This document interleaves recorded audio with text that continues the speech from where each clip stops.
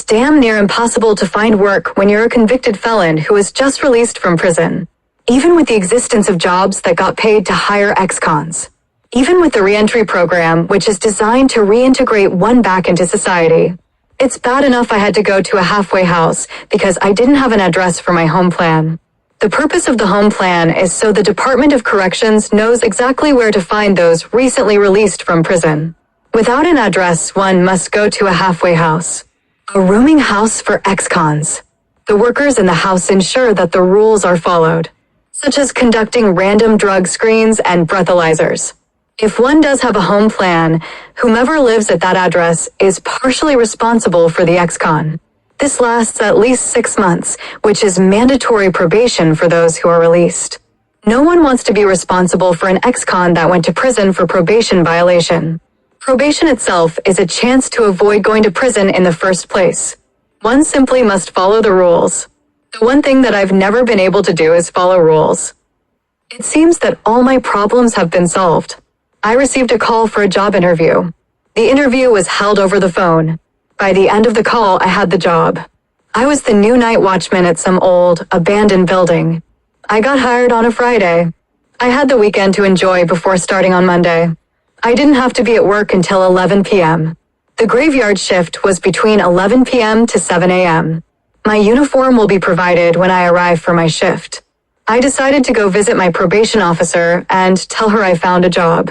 She rewards me by giving me a random drug screen. I must take another one when I get back to the halfway house. This day just keeps getting better. I must use Google Maps to find the place. I've lived here all my life, and I had never heard of this place before. It is located as far north as you can go within the city limits. The main road ends and a dirt road goes the rest of the way. Why would a building be this far from any homes and businesses? The satellite pic made it look creepy AF. I enjoyed last weekend before starting my new job. I made sure to get plenty of rest as well. I arrive an hour early and just sit in my car. The building is enormous and surrounded by a huge security fence. The fence runs the length of the property. At the gate is a small guardhouse. A car is parked inside the fence beside the guardhouse. It's a well-kept muscle car with antique plates. It must belong to my supervisor. The only thing I know for sure about this job is that the pay is ridiculous. Especially for someone of my skill setting, which is non-existent. As a matter of fact, the pay is much higher than any job I've ever heard of. Which doesn't make much sense, but who am I to look a gift horse in the mouth? The details I got from Indeed reveal that this job only hires ex-cons. No one online has ever heard of this security company before. It's 10:45 p.m. I've got 15 minutes until my shift starts. I spark up a Newport to calm my nerves. I cannot fuck this up.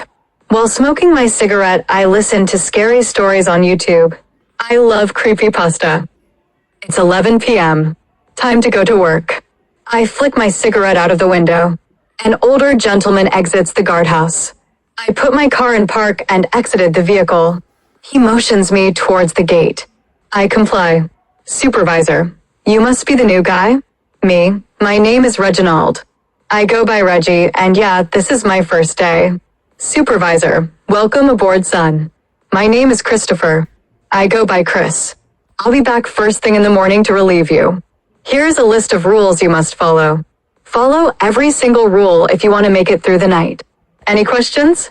Me? What do you mean, make it through the night? Supervisor, look, son, just make sure you follow the rules. He hands me a set of keys and a list. Then he turns and walks into the guardhouse. He exits the other door and gets into his car. He motions for me to hit the switch to open the gate. I enter the guardhouse and flip the gate switch. Chris starts his car and pulls up to the gate. He stops his car and leans over to roll down the passenger side window. Chris, remember, son, read and follow that list. Your uniform is on the desk there. He rolls up the window and pulls off. I just stand there for a minute, and then I go into the guardhouse and change into my uniform. Everything fits perfectly. Even my shoes. That's weird. I didn't fill out my sizes anywhere on that application. I put my clothes in the car and locked my door. I went back into the guardhouse and read the list of rules Chris kept telling me about. Rule 1. You are the only employee. If you see anyone else wearing a uniform, return to the guardhouse and call the number beside the phone. Rule 2. Always lock the door to the guardhouse upon exiting. Rule 3. Patrol the inside and outside of the building once per shift. Rule 4. Between 2:20 a.m. and 4:20 a.m., do not return to the guardhouse. Rule 5. Every night the power in the building goes out without warning for exactly 10 minutes. During that time, stop whatever you're doing and remain completely still until the power is restored. Either that or run the entire time. The choice is up to you. Rule 6. If someone knocks on the door to the guardhouse, do not answer it. Do not look at the monitors either until at least 10 minutes have passed. Rule 7. The building is empty. If you spot anyone inside of the building, do not engage them. Return to the guardhouse and call the number beside the phone, unless Rule 4 is in effect. In that case, just ignore them until you can safely enter the guardhouse. Rule 8. Do not leave the property until the end of your shift. Your shift is between 11 p.m. and 7 a.m. Rule 9. There is no bathroom in the guardhouse. There are several inside of the building. Do not go to the bathroom between 2:20 a.m. and 4:20 a.m. Rule 10. If music starts playing over the intercom inside of the building, return to the guardhouse immediately. Bar the door and arm yourself with the gun inside of the desk. Good luck. Make sure you follow the rules. That was the list of rules I'm supposed to follow. This must be some type of game they play with the new guy. Well, I don't play games. Not PS5, not Xbox Series X, not Switch or Oculus. If people want to play games, they need to play with their kids. I never fathered children. Something's not right. Why would Chris put such emphasis on following a bunch of bullshit rules? He doesn't strike me as the type of person that jokes around. I don't even think he would get the punchline to most jokes. This really makes no sense. Should I follow these strange rules or not? Just then I catch some movement on one of the monitors. There's a guy already patrolling the building. He's wearing a uniform just like mine. I remember Rule 1. I'm the only employee. I picked up the post-it notes beside the phone on the desk. Well, what's the worst thing that could happen? I picked up the phone and called the number. It only rings once before someone answers. Woman, you must be the new guy. My name is Karen. No pun intended. I see you're calling 15 minutes into your shift. Which rule are you calling about? I can tell by her voice that she isn't joking. Reggie, rule number 1. There is a guy on the monitor wearing the same uniform as me. Karen, did you speak to it or in any way alert it to your presence? Reggie, what do you mean it? Lady, what the hell is going on? Karen, I assure you that this is not a joke. A unit is en route. I suggest you avoid the area you saw it in. Son, if you want to survive until the end of your shift, I suggest you continue following the rules. With that, she hangs up. I don't know what to think. I decided to patrol the outside of the building first.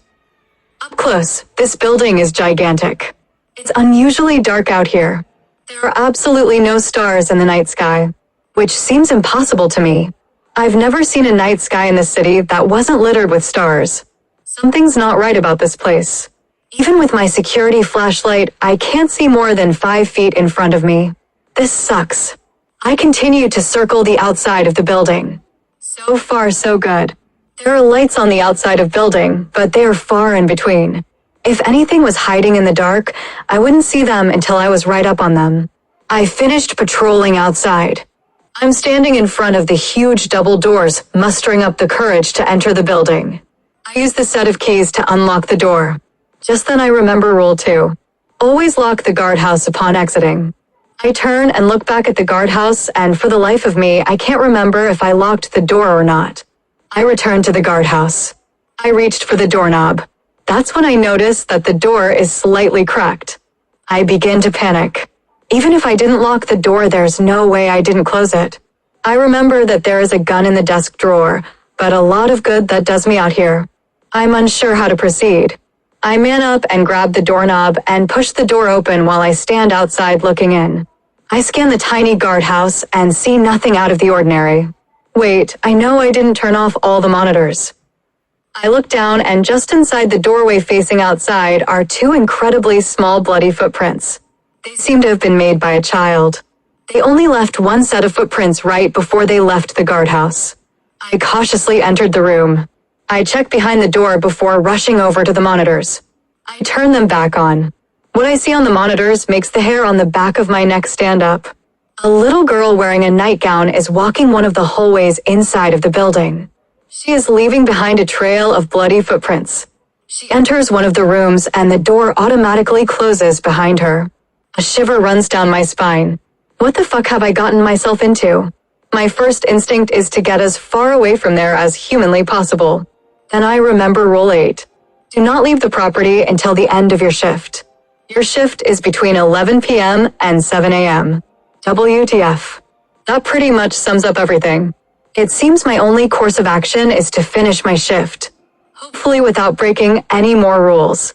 I pick up the phone on the desk and dial the number on the post-it. It only rings once before someone answers. That someone is Karen, no pun intended. Karen, that was fast. Tell me, hun, which rule did you break this time? Karen must be psychic. Reggie, Rule 2. Karen, Jesus. Now of all them, was anything out of place in the guardhouse? Reggie, the door was cracked and all the monitors were turned off. There was a set of bloody footprints at the doorway. When I turned the monitors back on, I saw a little girl wearing a nightgown go into one of the rooms. Karen, that's just wonderful. Anything else? Reggie, no, that was it. Karen, the field team is still en route to you. They probably won't arrive until right before your shift is over. You'll have to survive until then. Please don't break any more rules. Reggie, I'll do my best, ma'am. With that, she hangs up. Can this night get any worse? I look at my watch. It's 1:15 a.m. I've got an hour before I must be out of the guardhouse. I study the monitors closely. I also use the map of the building to match up locations with video feeds. I want to know every inch of this place before entering. It's 2:15 a.m. Rule 4. Between 2:20 a.m. and 4:20 a.m., do not return to the guardhouse. I go back to the entrance of the building. I made sure to lock the guardhouse this time. I used the keys to enter the building. I wasn't exactly prepared for what I saw next. The walls were covered with a sticky vein of film. It is pulsing as if it is alive. The hallway lights are neon green. I continue walking, shining my flashlight on all the wonders before me. Why does it feel like I'm the star of a horror movie? I make sure to avoid the area where I saw the other night watchman. Outside my peripheral, I see movement in some of the rooms. I stop at one of the doorways and peek in. I see a refectory table decorated with a white tablecloth. There is a tall, skinny man sitting at the head of the table. There is a line of servers on either side of the table. Each is holding a silver platter with a lid over it. Each is waiting to serve the tall, skinny man. He is dressed in a tuxedo and is wearing a bib. He is holding a fork and a knife. The first two servers place their platters on the table before the man and remove the lids. I can't believe what's on the dinner plates. Each is more grotesque than the last. I have a hard time trying to keep from throwing up in my mouth. The servers continue to uncover and remove plates. The tall, skinny man picks up the disgusting delicacies and devours each with a single bite. He frequently has one in each hand, biting off heads and limbs of deformed, undercooked nightmare creatures. As he eats, his mouth grows longer, allowing him to fit more food in. He swallows them without even chewing. He grows bigger the more he eats. Bursting out of his suit, rolls of fat can be seen through the rib seams. His neck is no longer visible. He is strictly head and shoulders.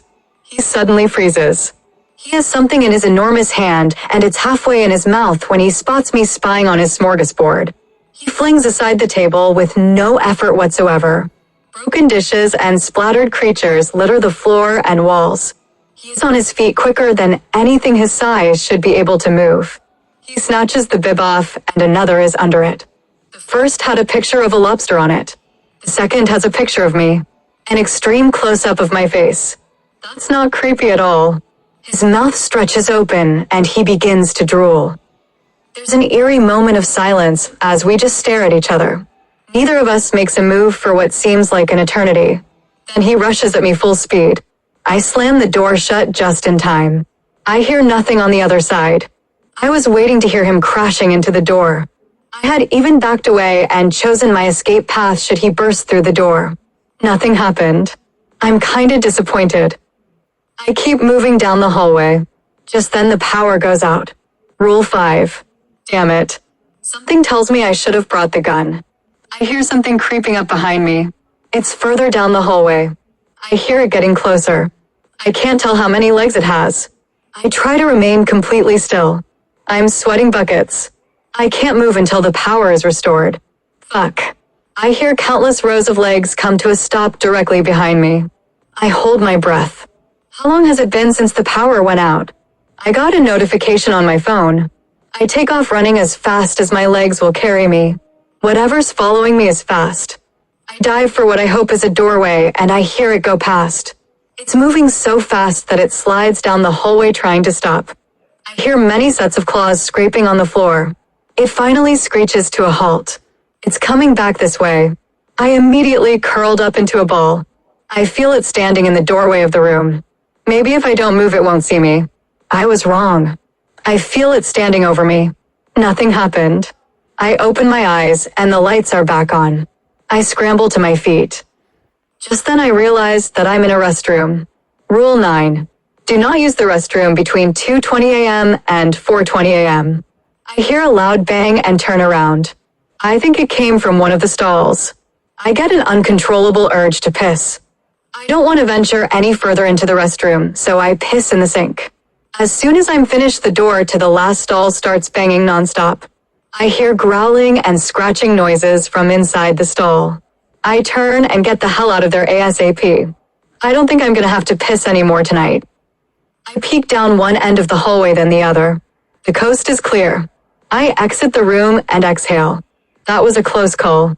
It's 3:15 a.m. I've got another hour before I can return to the guardhouse. I continue to make my rounds, armed with my trusty flashlight. I walk a couple of hallways and climb a few stairways. I stop in my tracks. I see small bloody footprints on the floor. I turn to go back the way I came, and there's a little girl dressed in a nightgown. I nearly jumped out of my skin. I turn and run for my life. I hear little bare feet chasing me. I'm running at top speed. They're gaining on me. I feel tiny hands grasping at my shirt. With each miss, I hear giggling. I really need to come up with a plan. I turned the corner and spotted the other security guard who wasn't really a security guard. I continue running towards him. When he turns to face me, I duck into an open doorway. The little girl stops chasing me when she encounters the fake security guard. I peek out of the doorway. I see them standing there just staring at each other. I was about to lose my mind when she started laughing maniacally. The fake security guard pulls his sidearm and aims at her head. Her expression changes from playful to sinister. The gunshot is loud and almost deafening in the hallway. The monster disguised as a little girl dodged the bullet completely. I was both amazed and horrified. If she managed to get past the fake security guard, how would I stop her? She can fucking dodge bullets. The fake security guard looks at his pistol like it played some kind of trick on him. Then he looks back at her and tilts his head at a weird angle. He resembled a dog when he did that. Her smile returns. He aims at her chest this time. Her mouth stretches unnaturally. Her teeth grow longer and sharper. Her fingers get longer and her nails grow. She bends her knees slightly as if preparing to dodge his next shot. He smiles back at her. A confused look comes over her face, and this time she tilts her head. I really need him to do something spectacular this time, or we're both in trouble. It's like watching two apex predators fight in the wild on a nature show. I look to my right and notice another door leading to the hallway at the other end of the room. I go through that door and find a staircase. I descend until I reach the first floor. Damn, that was just getting interesting. It's 4 a.m. I need to stay alive for the next 20 minutes. That's gonna be difficult. The first floor has changed. There are chains hanging from the ceiling now. Hanging from each chain is a coffin. Each coffin is swaying back and forth. Something's pounding on the inside of each one, desperately trying to get out. The coffin in the center is far larger than the rest. It's also the only one not moving. Something's carved on the surface of that one. I can't make out what it says from here. I slowly make my way through the coffins, being careful not to get too close to any of them. When I reach the center, I can read what someone scratched on its surface. It simply reads, "The Stranger." I don't know who that is, and I have no intention of finding out. I begin navigating my way to the front doors when the coffin nearest me begins to shake more violently than the rest. One after another, they all begin to do the same. Only the one in the middle remains still. I begin to hear voices from the coffins. They start off as whispers and grow louder until I can make out what they're saying. I don't hear the voices with my ears, but inside of my head. I look at the door I came through. I spotted the little girl wearing the nightgown. She has several gunshot wounds, but is still with us apparently. Appearing behind her like a ghost is the fake security guard. I notice for the first time that he looks just like me. The only difference is his all-black eyes. After his battle, he is covered with slashes. It looks like he picked a fight with Wolverine. He must be upset because he's back for round 2. At that moment, the little girl who is focused on me realizes someone is standing behind her. Her head turns completely like a scene from The Exorcist. He jams the pistol in her mouth and opens fire. I must take cover to avoid getting hit by the bullets exiting the back of her head. Her mouth clamps down on his hand, and he pulls back a stump. She swallows his handgun and all. He looks at his wrist where his hand used to be attached. He uses his remaining hand to grab her throat. He then proceeds to punch her in the face with his stump. The coffin starts shaking more violently than ever, all except the one containing the stranger. It's 4:20 a.m. I open the front doors and take off running for the guardhouse. I get inside and open the desk drawer, revealing the pistol. I pick it up and feel the weight in my hand. I remove the clip to make sure it is loaded and put it back in.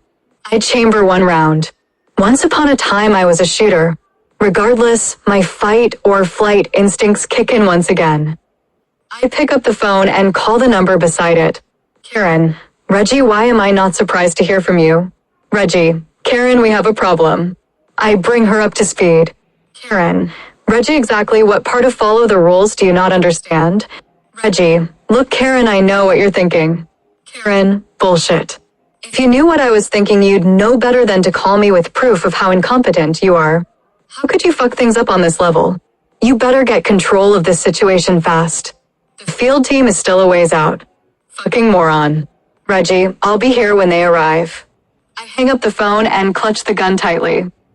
I hear light knocking on the door. I remain silent. Rule 6. If someone knocks on the door, do not answer it. The knocking continues. This time the knocking is a little louder.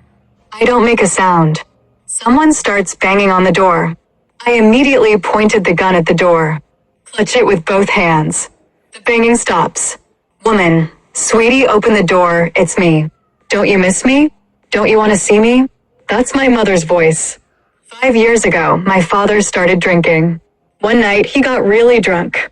He decided to get violent. He put his hands on my mother and me. My mother called the cops. My father went to jail. She kicked him out of the house. He was homeless. He lost his job. She took out an order of protection. My mother called him a deadbeat. She got a job and convinced me to get my own place. She said I needed to start a life of my own.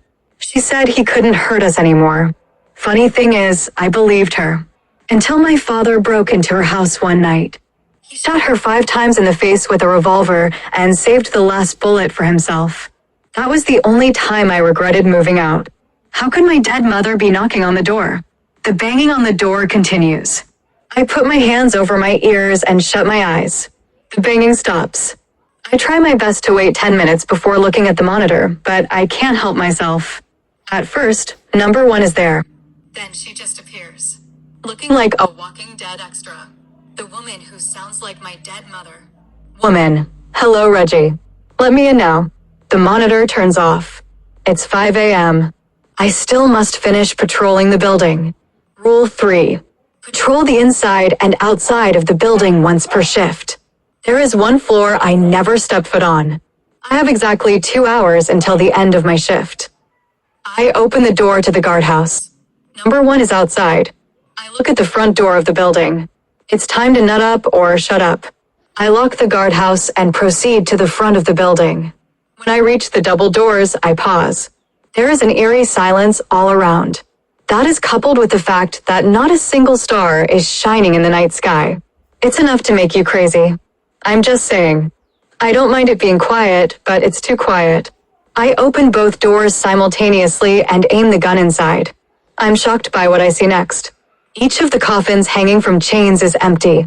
The coffins are still hanging, and each is still swaying, but the lids have been removed. They're all empty. All except the huge one hanging in the middle, suspended by 4 chains. It's the only one that remains completely still. There is no sign of the other me or the little girl. I still must patrol the top floor before my shift ends. I pause at the bottom of the staircase. I take one final look behind me and then turn to face my fate.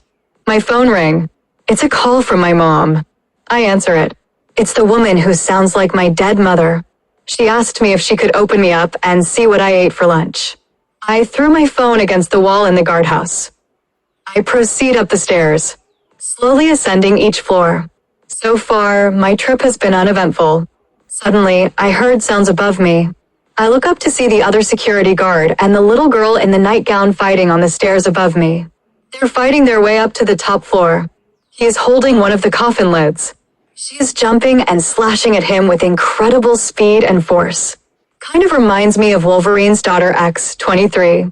He is using the coffin lid as a shield, deflecting her attacks while retreating. He's walking backwards up the stairs. He's doing his best to prevent her from taking out his legs. I think he's doing a pretty good job. I continue to advance, keeping my gun aimed at those monsters fighting above me. They disappear through the top floor stairway exit.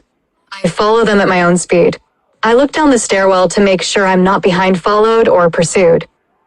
I finally reach the top floor exit. I just stand there looking at the red exit sign waiting for it to turn green. I wish that I really could exit this nightmare right now.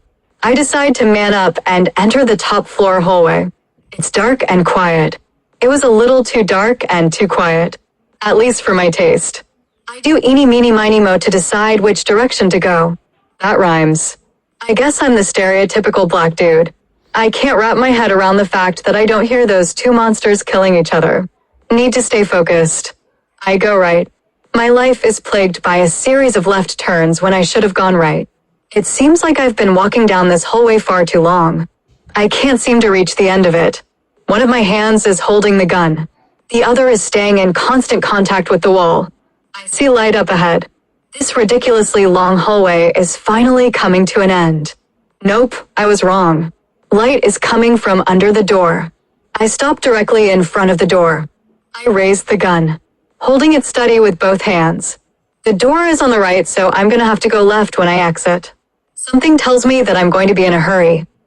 I reached for the doorknob. I freeze. My brain is telling my hand to open the door, but my hand refuses to cooperate. I don't think I've felt fear like this before. I don't like it. Not one little bit. I've always done whatever I wanted to do. In any situation. This literally feels like my hand being forced. I can't seem to overcome this fear. Where I come from, hesitation can get you killed. In my neighborhood, fear is truly not a factor. Like Ash Williams always says, shoot first, ask questions maybe. I open the door. The light is blinding. It takes a while for my eyes to adjust. The first thing I notice when my sight returns is that the room is completely white. It glows with brilliance of 1,000 fluorescent light bulbs. The second thing I notice is that the ceiling is low, but the room stretches out forever. The third thing I noticed was what was inside the coffins. There are dozens of them seemingly circling a fight, like something you see in high school. They're crowded around watching the other security guard fight the little girl in the nightgown. They're people or things disguised as people. People things. Their skin doesn't seem to fit correctly. Their faces are a little off-center. Their limbs are longer than they should be and jointed in places they shouldn't be. I'm getting really freaked out. Music starts playing over the intercom. Rule 10. If music starts playing over the intercom, return to the guardhouse immediately.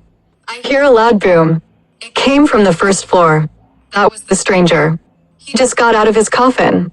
The huge one hanging in the middle, suspended by 4 chains. I must get to the guardhouse. The fight stops. All the people things turn and look at me simultaneously. No one moves for what seems like an eternity. Only seconds have passed. I'm still clutching the gun with both hands. I turned and ran out of the room. I hear the people things following me. I go back the way I came. This counts as me patrolling the top floor. I make it to the exit.